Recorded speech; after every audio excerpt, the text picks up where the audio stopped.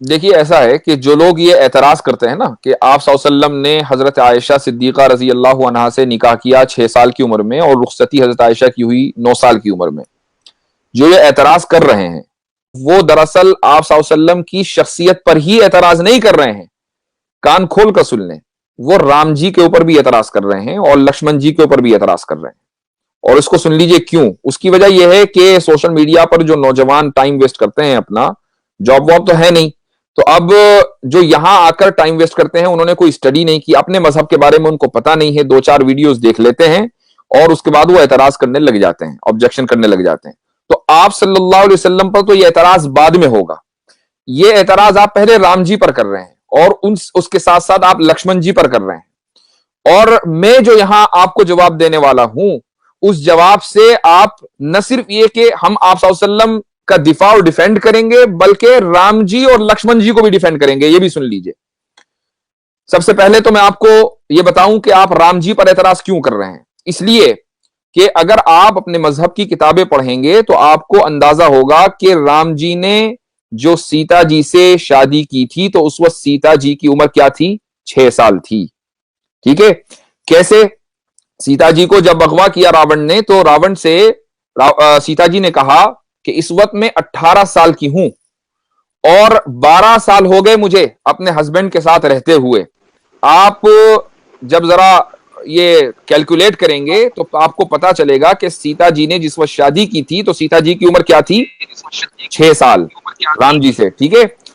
अच्छा, अब आइए लक्ष्मण जी के पास। लक्ष्मण जी की बीवी का नाम क्या था, उर्मिला। और उर्मिला कौन है? उर्मिला सीता जी की छोटी बहन है। आप किसी भी अपनी हिस्ट्री की किताब में पढ़ लीजिए कि उर्मिला और सीता जी में कई साल का फर्क था। जिस दिन राम जी की शादी हुई है उसी दिन लक्ष्मण जी की शादी हुई है उर्मिला से।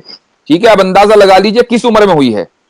तो ये जो एतराज आप सल्लल्लाहु अलैहि वसल्लम के ऊपर होता है, ये पहले एतराज राम जी के ऊपर होता है, पहला एतराज लक्ष्मण जी के ऊपर होता है। अब मैं आपको बताता हूं कि हम कैसे डिफेंड करेंगे इन तीनों को। जी। मैंने एतराज नहीं किया, ये एतराज मुसलमान की तरफ से नहीं है, हम डिफेंड करने के लिए आए हैं। इसलिए कि हमारे नजदीक जितने भी मजहब की मुकद्दस शख्सियात हैं वो सब मुकद्दस हैं। एग्जैक्टली। ठीक है। हम किसी के ऊपर कीचड़ उछालना ना हमारे मजहब ने सिखाया है और ना हम ये कभी रहती दुनिया तक कर सकते हैं। देखिए, सब जो बात है वो ये कि इस्लाम में शादी की जो यानी जो रूल है वो ये है कि मर्द और औरत दोनों जिस्मानी तौर पर फिट हो, फिजिकली फिट हो, मेंटली फिट हो। ठीक है। उसके लिए कोई एज मुतय्यन नहीं है। ये फिजिकल फिट होना किसी भी एज में हो सकता है। ये डिपेंड करता है कि वो लोग किस इलाके से ताल्लुक रखते हैं और किस जमाने में रहते हैं। मसलन आज अगर आप मेडिकल साइंस को देखें तो आप किसी भी डॉक्टर से पूछिए, अगर कोई लड़की आज के दौर में 9 साल की उम्र में फिजिकली फिट हो रही है, ठीक है, तो वो डॉक्टर के लिए कोई हैरत की बात नहीं है।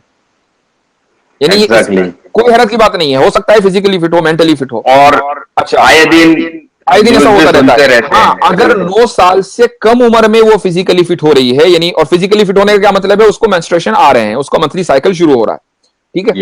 तो अब वो डॉक्टर के लिए एक फिक्र की बात होगी, भाई इतनी जल्दी ये कैसे हो रहा है। एक बात। आप अब आइए साइंस में, जो मुमालिक और जो इलाके इक्वेटर से करीब हैं वहां पर जो लड़कियां हैं वो जल्दी फिजिकली फिट होती हैं, उनको जल्दी मेंस्ट्रुएशन आता है। ठीक है। सऊदी अरबिया का जो इलाका है वो इक्वेटर के ऊपर है बिल्कुल। तो वहां पर जो लड़कियां हैं वो जल्दी फिजिकली फिट हो जाती हैं, मेंटली फिट भी हो सकती हैं। ठीक है। अब इस्लाम में जो आपका जो वोटिंग एज है वो मैटर नहीं करती कि आप वोट डालने के लिए किस उम्र में आप एलिजिबल होंगे। ठीक है। इंडिया में वोट डालने के लिए आप एलिजिबल हैं 18 साल की उम्र में लड़की। ठीक है। 18 साल से कम उम्र में आप शादी करेंगे तो क्या होगा? इलीगल है कि लीगल है, मुझे बताइए। इलीगल है। इलीगल है। ठीक है। अब आ जाइए आप अमेरिका में। अमेरिका में जो है शादी करने की जो उम्र है वो क्या है? 16 साल। अच्छा। ठीक है। अमेरिका में जो सूबे हैं 50 तकरीबन, उनमें एक सूबा है टेक्सास। टेक्सास में आप चले जाइए, वहां पर शादी करने की जो मिनिमम एज है 14 साल। ओहो। रोमन एम्पायर में चले जाइए, इस्लाम से पहले, ठीक है, आप सल्लल्लाहु अलैहि वसल्लम से पहले, तो वहां पर शादी करने की मिनिमम एज थी, एवरेज एज, मिनिमम नहीं, एवरेज एज थी 12 साल। और जो शरीफों के घर की लड़कियां होती थी वो और कम उम्री में शादी कर लेती थी। हजरत मरियम अलैहिस्सलातु वस्सलाम जब प्रेग्नेंट हुई हजरत ईसा से, तो उस वक्त हजरत मरियम की उम्र कितनी थी? 13 साल। ठीक है, अब आप आइए चाइना में जो मिनिमम एज है लड़की की शादी करने की वो है 21 साल। अच्छा। अब एक लड़की इंडिया की है, उसने 18 साल की उम्र में शादी की, जाके चाइना में सेटल हो गई, तो चाइना के एतबार से तो वो फिजिकली एबल ही नहीं है शादी करने की। तो इसका मतलब यह हुआ कि हर मुल्क का अपना अपना अलग कानून है। इस्लाम का कानून यह है कि लड़की फिजिकली और मेंटली एबल होनी चाहिए। हजरत आयशा रज़ियल्लाहु अन्हा 9 साल की उम्र में फिजिकली और मेंटली एबल हो गई थी, जिस तरीके से सीता जी 6 साल की उम्र में हो गई थी।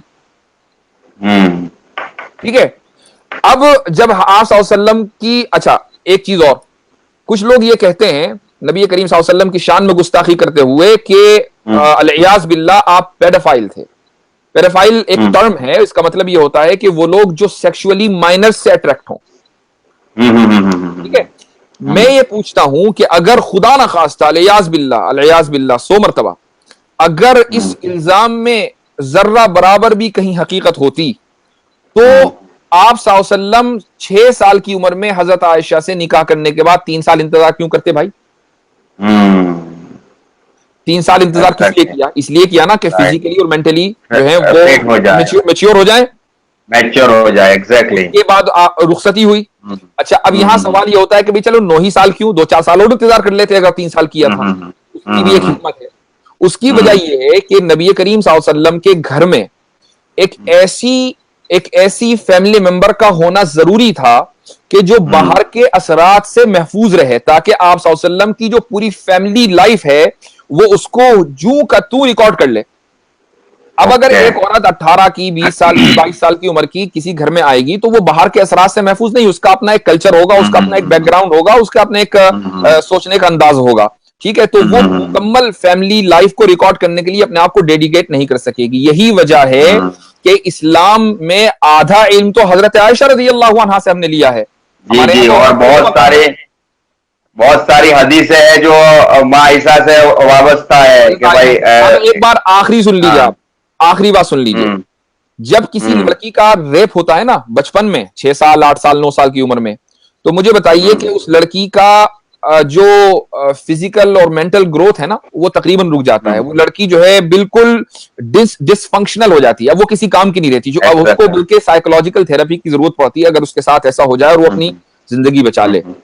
यहां हजरत आयशा रज़ियल्लाहु अन्हा के साथ उल्टा हो रहा है। हजरत आयशा रज़ियल्लाहु अन्हा के साथ शादी होती है, 9 साल की उम्र में रुखसती होती है, तो अगर खुदा ना खास्ता ये रेप होता तो हजरत आयशा तो डिसफंक्शनल हो जाती। वो डिसफंक्शनल क्या, वो तो पूरी उम्मत का जो आधा इल्म है वो सिक्योर कर रही है, महफूज कर रही है और पूरे सहाबा को पढ़ा रही है।